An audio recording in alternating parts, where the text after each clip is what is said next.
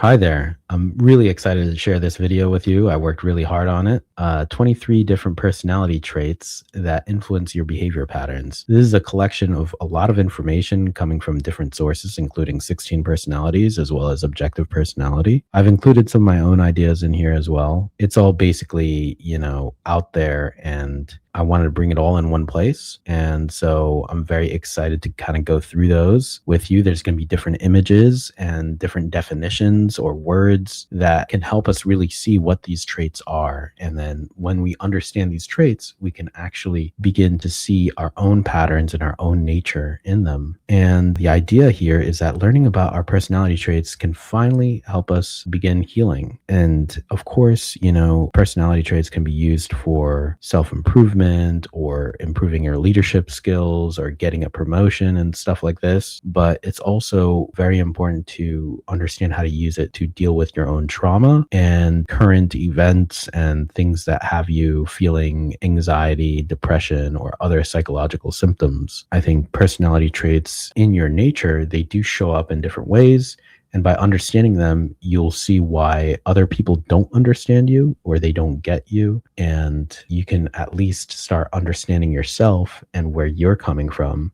So you have that side of the puzzle figured out. In this video, we're going to be talking about 23 different traits in total, and we're not going to go in super detail with each of them, but we're going to cover a little bit. There's going to be some images and words for each. The different traits include the 16 types, the 512 types, the social types, some original stuff from Habib for me. So fifth, we're going to look at some redundant yet meaningful traits. And these are, of course, that's how you get to 23 traits, because you really only need 11, but so many of them are meaningful because you could split the pie in so many different ways. We don't yet know which exact genes are tied to which exact traits. And so which one is the one to decide it all. But these traits still do exist. These traits still have meaningful patterns in them. Then we're going to cover the most interesting trait. We'll save that for the end, and it'll kind of tie everything together. So yeah, I look forward to getting through all these with you. And let's take a look. Let's jump right in. So the first one we got to cover when it comes to personality types is introvert, extrovert. Now there's two different definitions for introvert, extrovert. There's the 16 personalities version and there's the 512 personalities version. So this one is focused more on your zoomed out behavior, where the introverts in 16 personalities are kind of on the quieter side, and the extroverts in 16 personalities are, on the more loud side. So the first thing I want to say is that I do believe all of these traits exist. These are still all things, and, some people will say like, oh yeah, with 512 personalities, we can throw away 16 personalities out the window. It's like, no, actually you can't.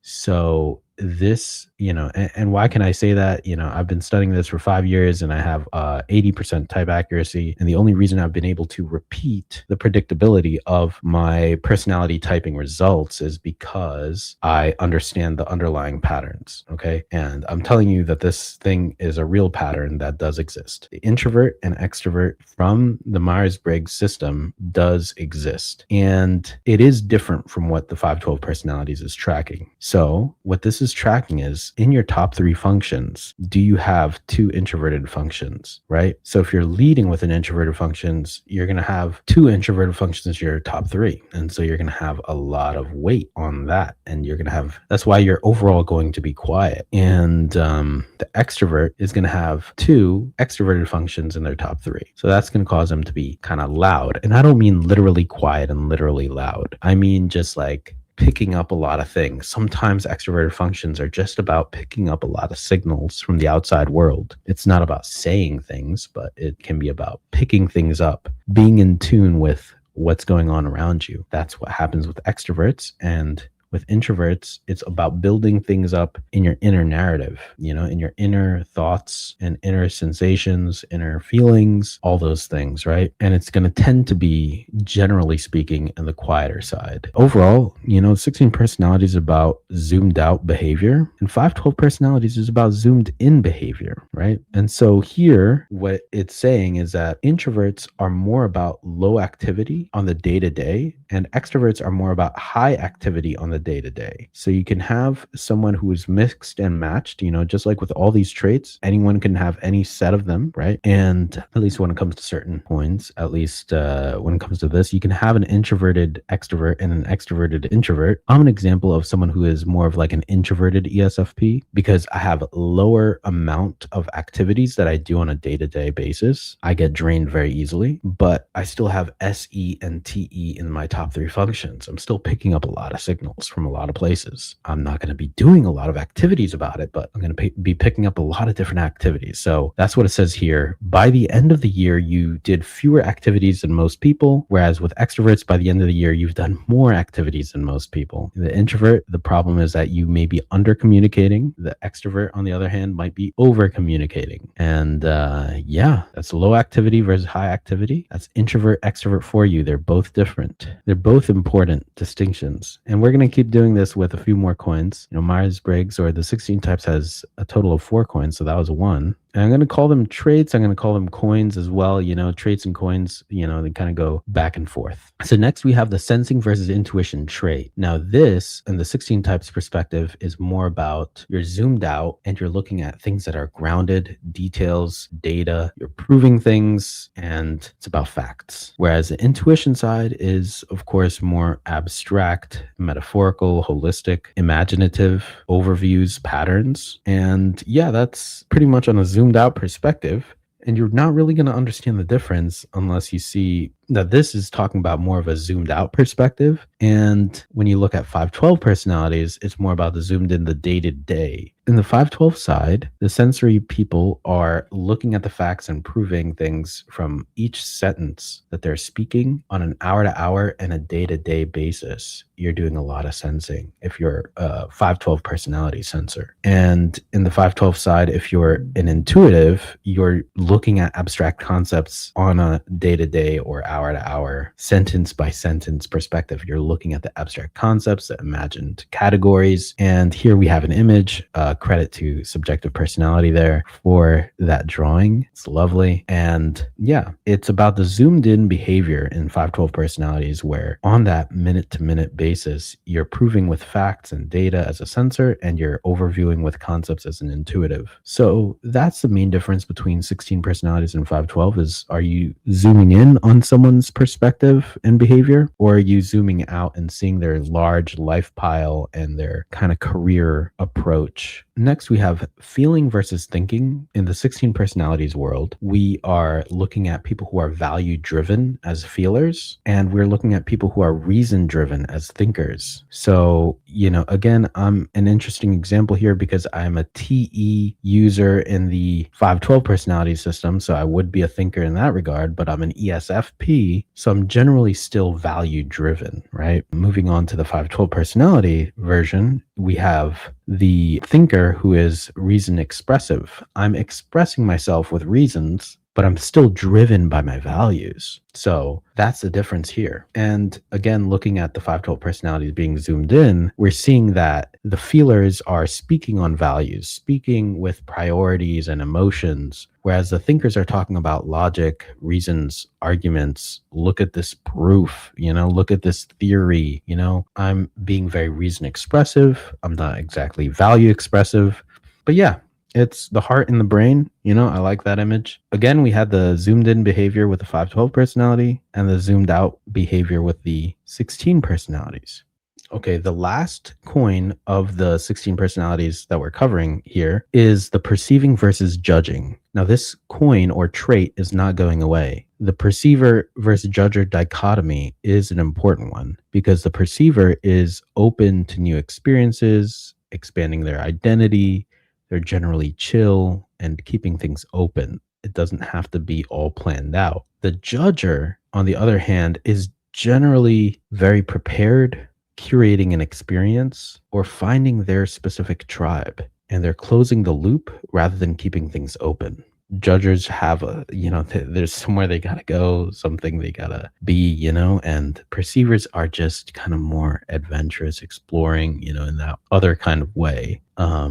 Of course, everyone does everything, but it's about the general kind of vibe and perception of what a perceiver is versus a judger. Again, this is all zoomed out behavior in 16 personalities. We all have our moments, but, this is just the general pattern. Of course, as you do, like, your shadow work or something, you're gonna have things flip the other way if you work on yourself, right? As with every coin. So in 512 personalities, the perceiver and the judger, we kind of change the names a little bit. The perceiver becomes an observer and the judger becomes a decider because you're using decision functions as a decider. So as a perceiver, you basically have the people figured out, but you have problems with things. The system has problems. And as a decider, you have problems with people, but you do have the things figured out. So you're seeing that the problem is really with individuals and people as a decider, So you can ask yourself, do I have more problems with things or do I have more problems with people? Which one do I take more seriously? And,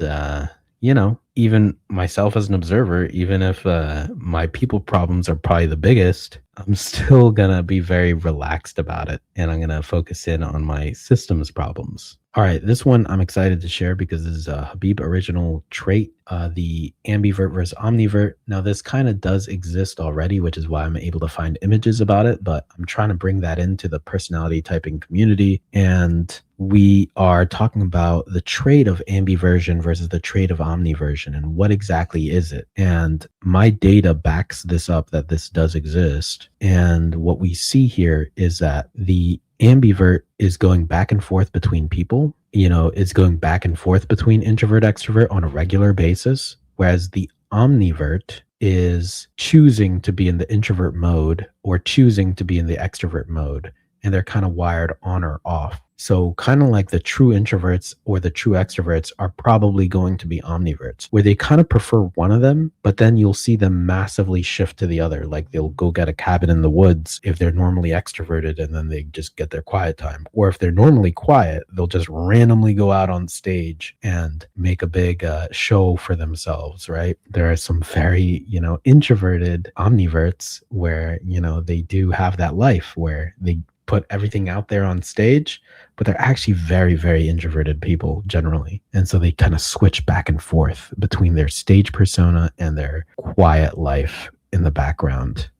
So here I have chill ambiverts and immersion as omniverts. I'm quite proud of bringing this coin or this trait to the community. I think, other people have talked about it, on the internet, and I think it's a worthwhile one to look at. Special shout out to Antoine, for finding its usefulness some time ago. And yeah, so here's a little image that I thought is good to look into a little bit.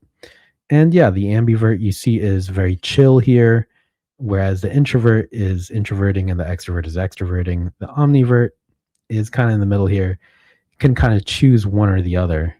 I mean, same for the ambivert, but they're kind of doing it more on a regular basis.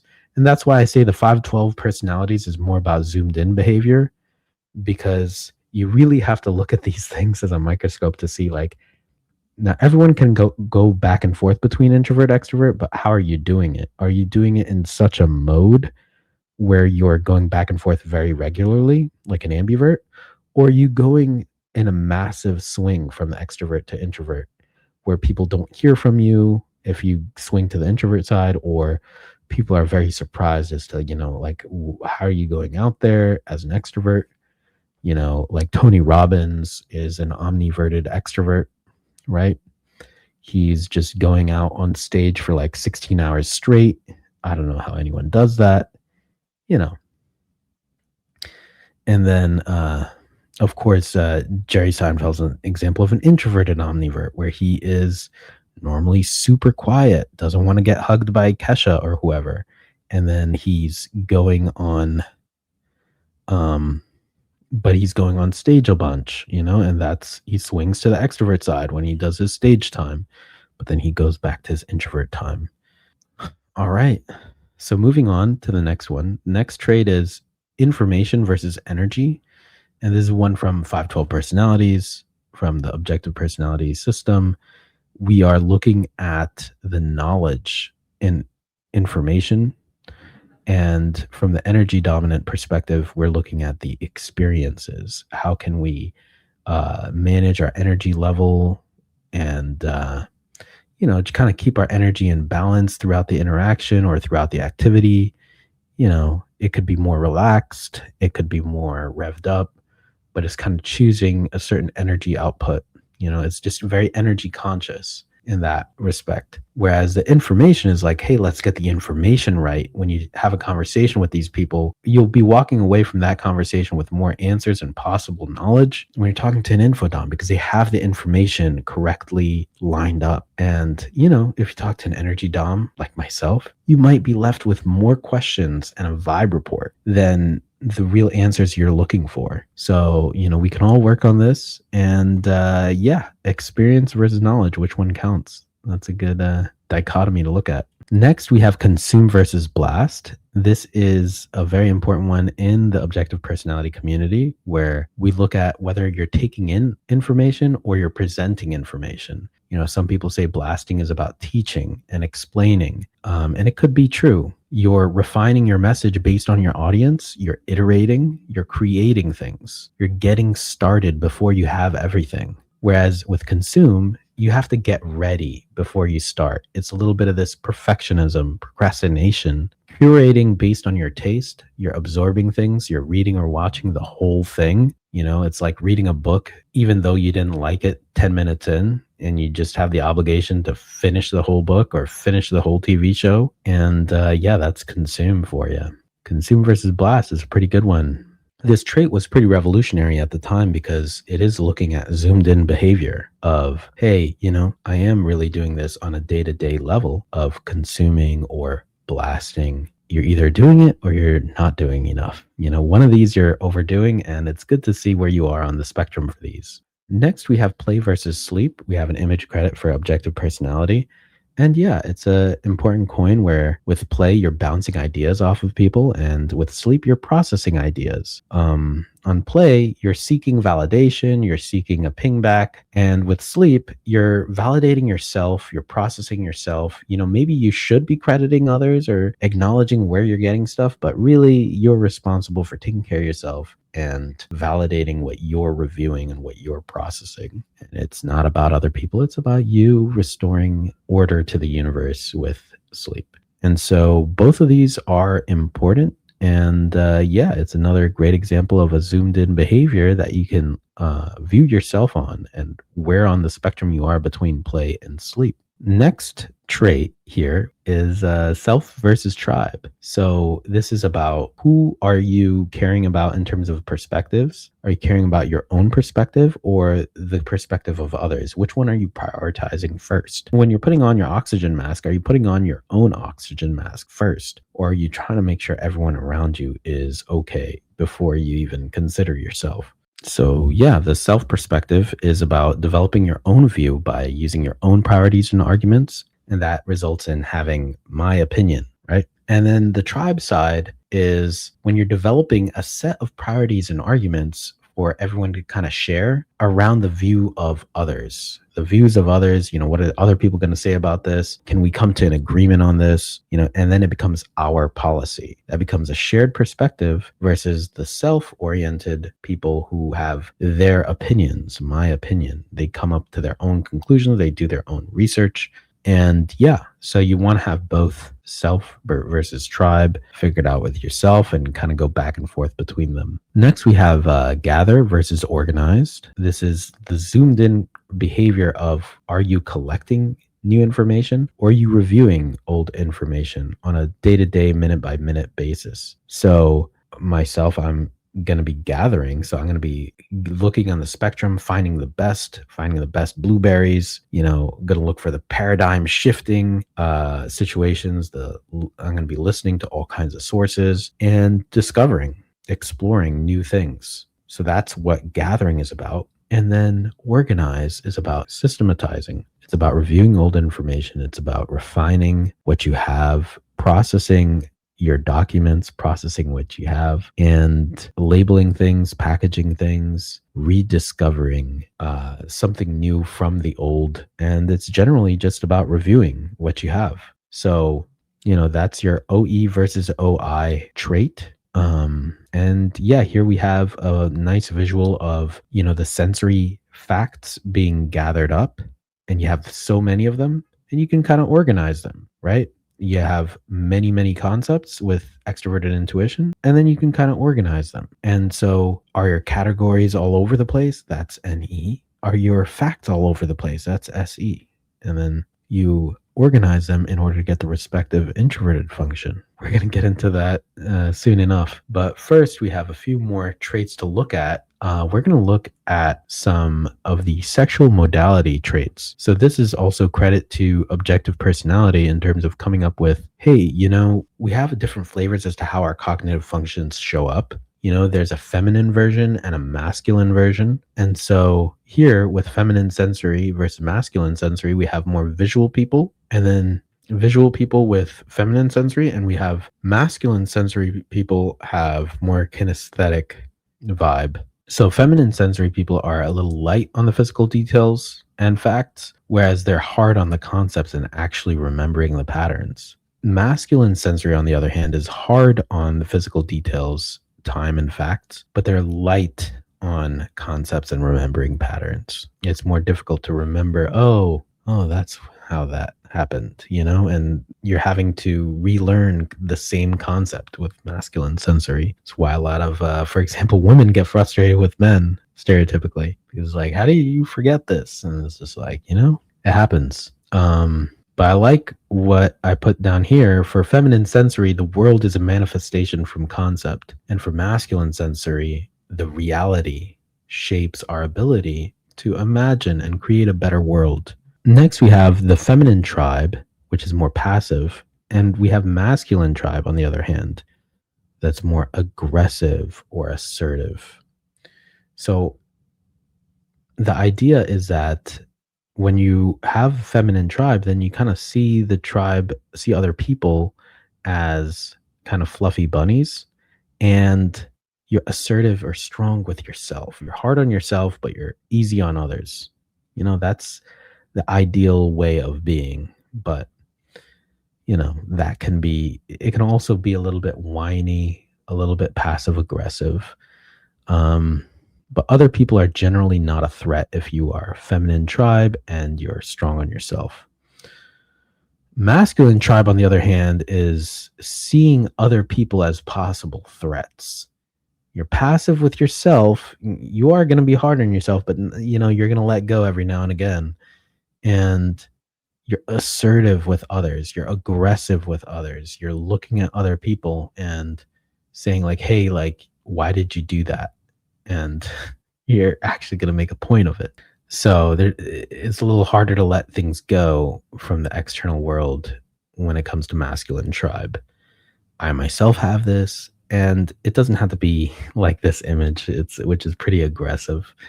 But I have a better image here to show about how it kind of goes back and forth. So the feminine tribe people have the possibility of getting into this passive aggressive part, and the masculine tribe people can be overly in the aggressive part. And so we kind of want to make our way to the right side of things. So this is still a loss, right? So as long as the masculine tribe people are able to be a little bit soft, then they're able to just be assertive and just consider other people's feelings a little bit, and the masculine tribe people can get to assertive. But if you're passive aggressive, you have to do two things. One, you have to consider other people's feelings, and two, you need to have a little bit more high openness of communication. You need to be willing to kind of put yourself out there a bit more in order to be assertive. So yeah, I think that's good, because honestly, yeah, it gets a bad rap being feminine DE or being masculine DE, Anyway, they're just traits at the end of the day, and what matters is what you do about it. So this one is kind of a Habib original, and it's kind of the double feminine, double masculine versus FM or MF. So the thing about this one is that we have transformation on the left, and we have dancing the tango on the right. So what happens is that when you combine the two different, traits from the previous slides, you either get kind of like a double feminine fairy type person or a double masculine, rugged individual kind of person. And those are more about transformation. There's a certain dichotomy here where you're kind of going back and forth between uh, taking in everything from the world around you and then transforming into a new identity of a new person to be. And on the other side of things, you have a dancing the tango situation where you're kind of going back and forth with people. So if you're typed as a FM or MF person, if that's your trait, then you kind of want this push and pull dynamic with other people. Interaction would require an exchange. Whereas with the transformative types, the interaction is more about influence. Like you're picking things up from the environment, and that's influencing who you will be in the future. And it's that caterpillar versus butterfly transformation.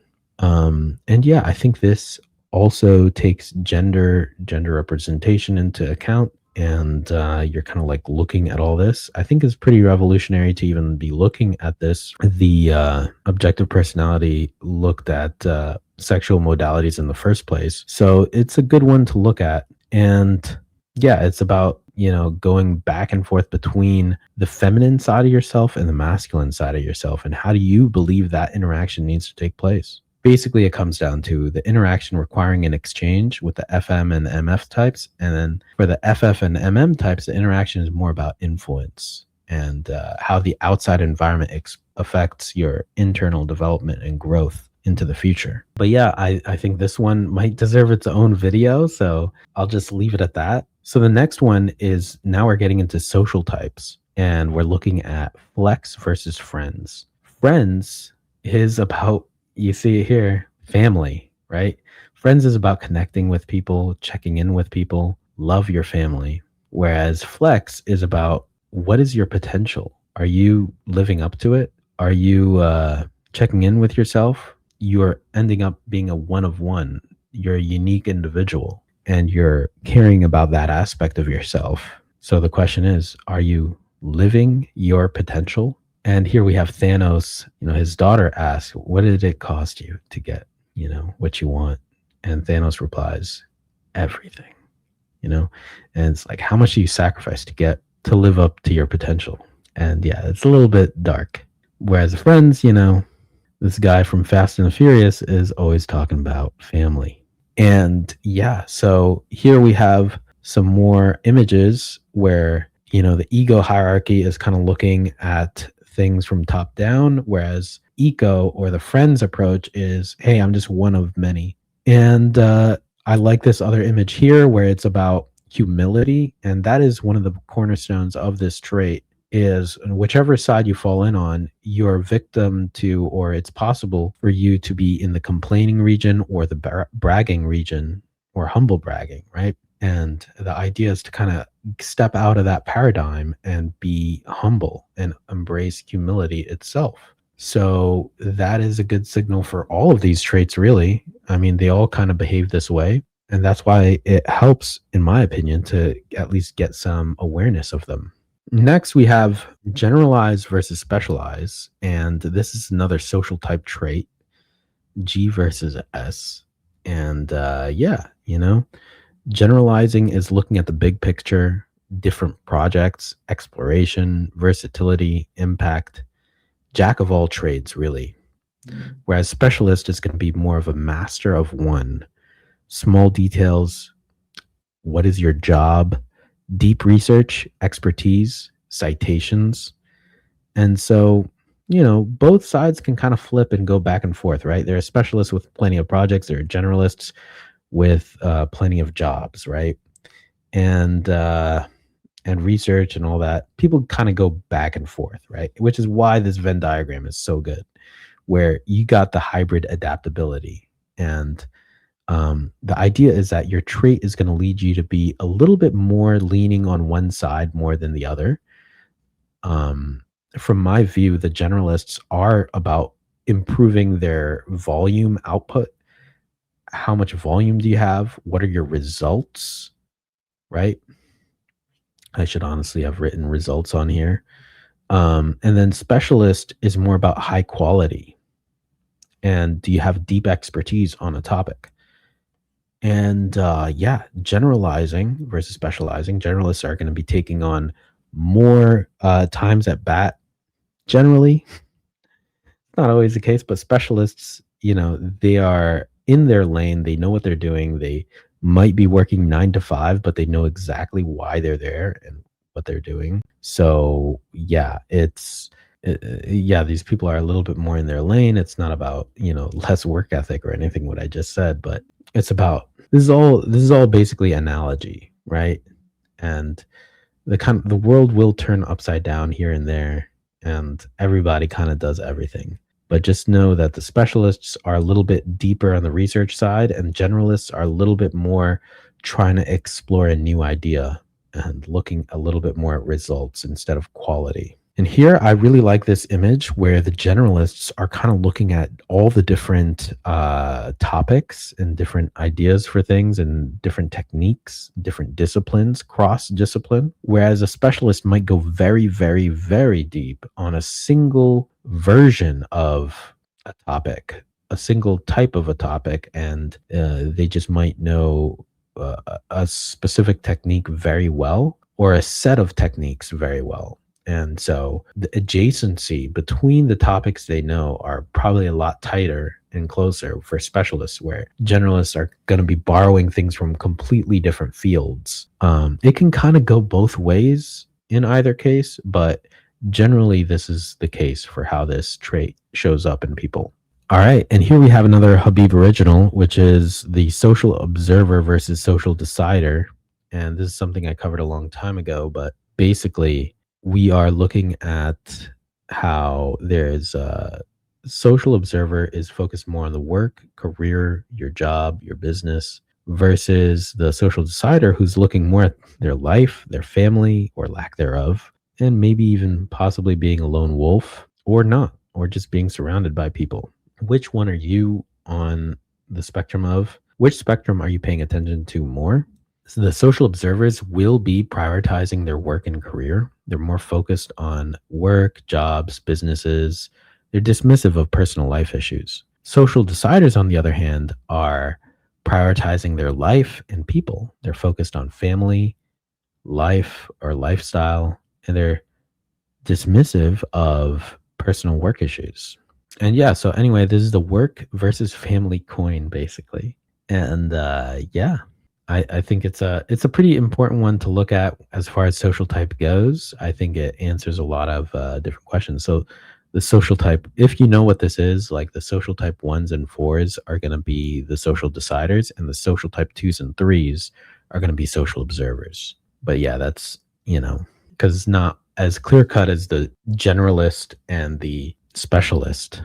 So for example, these are the social deciders if you're flex first or friends first. And these are the social observers, the generalists and the specialists, ones who have that at the top. Yeah, okay. Moving on now, we have the FETI axis versus the TEFI axis. So the question is, are you using extroverted feeling with introverted thinking, or are you using extroverted thinking with introverted feeling?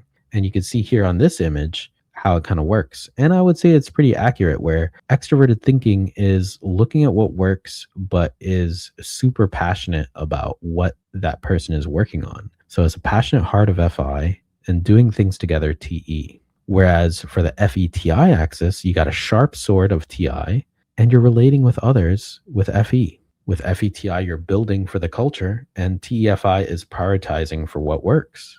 Culture versus, wow, it actually works.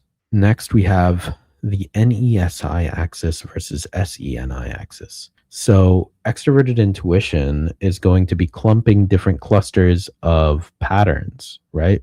So here we have clusters of patterns. And with SENI, we're going to be drawing lines to say which singular pattern describes all the data points. And you can see it here, right?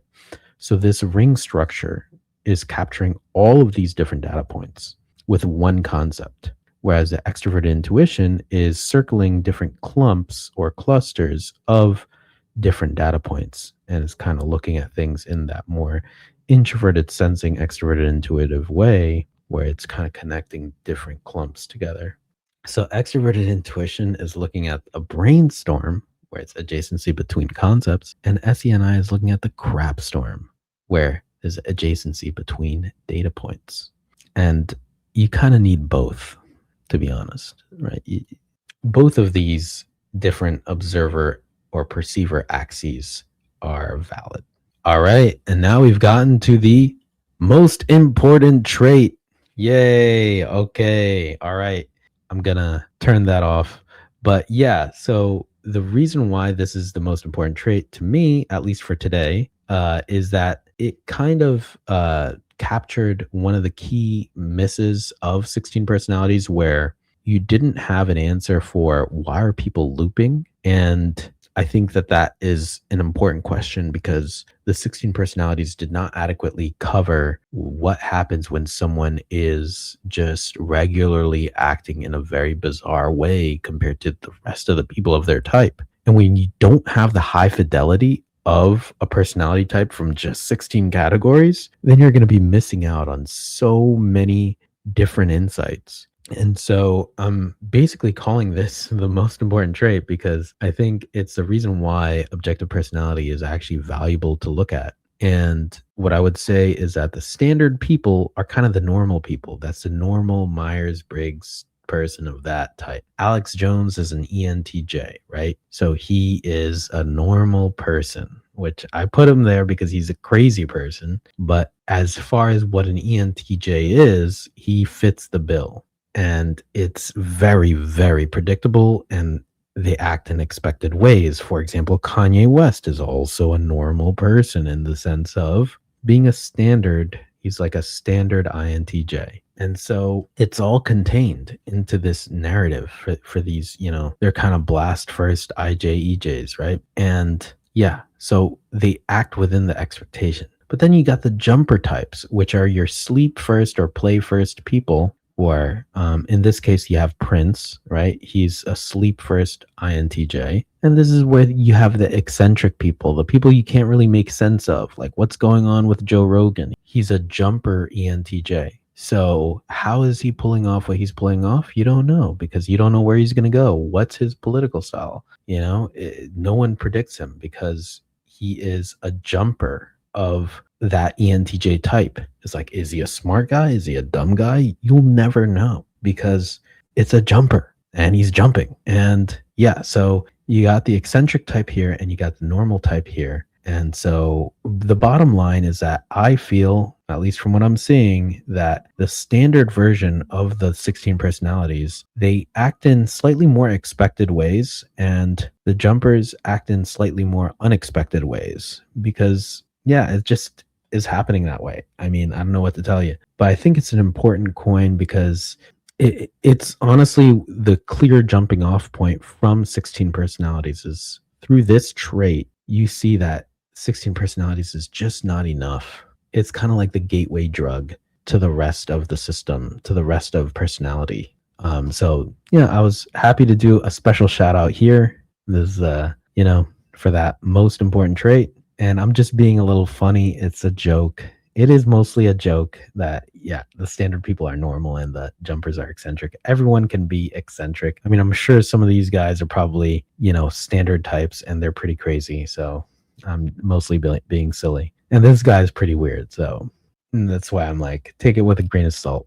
But anyway, standard versus jumper or standard versus looper. This is like a classic thing that many people have talked about, okay? Many people have thought about this coin. Many people have thought about this trait. And so I'm just saying that it's a valid trait to look at and it's an important one.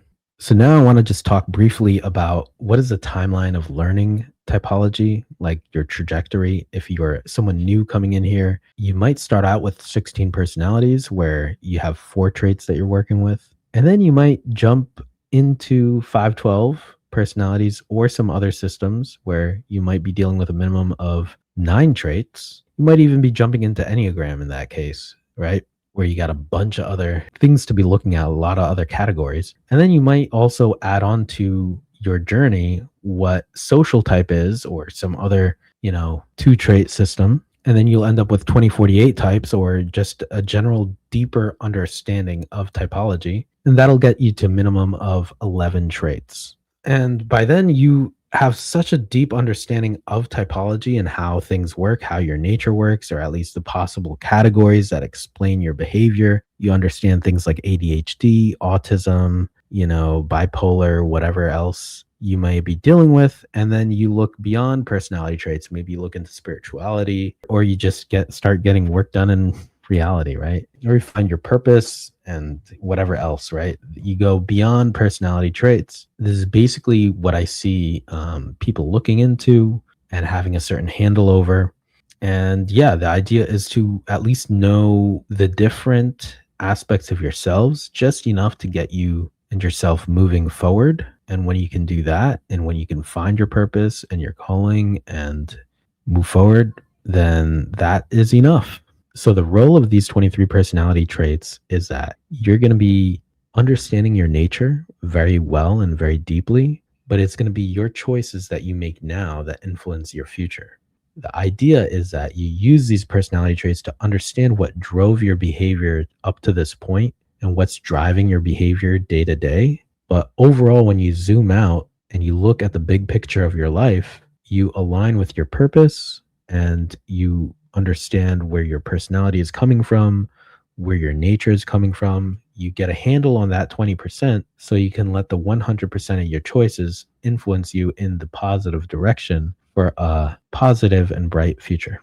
Thank you for listening. This has been 23 different personality traits that I believe are very much real and describe behavior patterns. If you want to talk, you could send me an email at that email address on the screen and check out the description. I put a lot of work into this, and I'm happy to do it because, personality traits, it's, I think, very important to understand about yourself. I think it helps solve a bunch of miscommunication. And I think the personality community is full of people trying to grow, trying to heal, and trying to improve ourselves into being the type of people we need to be to live out our purpose and live out our passions and live out our dreams. So I wish you the best, and leave a comment or a like about what you liked about this video or which traits you haven't considered or are interesting to you.